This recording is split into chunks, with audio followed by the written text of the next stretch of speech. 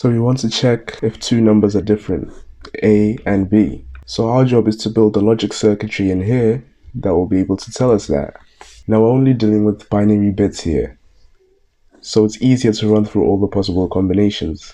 They could both be zeros, or A could be a 0 and B could be a 1, or A could be a 1 and B could be a 0, or they could all be 1s. So 0 and 0 are not different, so we want that to be a 0. 0 and 1 are different, so we want that to be a 1. 1 and 0 are different too, so we want that to be a 1 as well. And then if 1 and 1 are shown, we want that to be a 0 because they're not different. This circuit looks familiar. It isn't too dissimilar to the circuit we built before that we called the OR gate, because if both of the inputs are off, then the output is also off.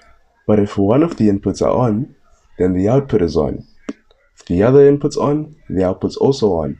The only difference is if both of the inputs are on, our output is on, but we want it to be off. So let's start by drawing this OR gate down. Seems like a great place to start.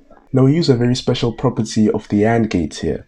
An AND gate is special because if one of the inputs is on, it allows whatever input this is to go straight through to the output. But then if this is off, then it doesn't matter what the input is, this will always be off. So we can use this to our advantage in building this circuit. So we connect the output of the XOR gate to an AND gate. Now we want this input to be a 1 to allow the OR gate to go through if the numbers are different.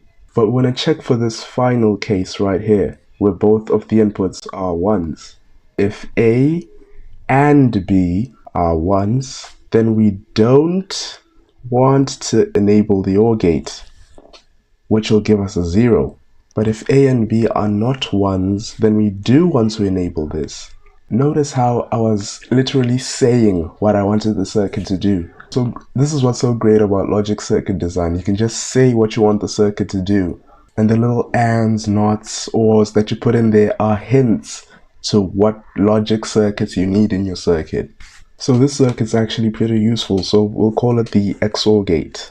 And we'll give it its own symbol, XOR for exclusive OR, because it's an OR gate, but the last case is, is different.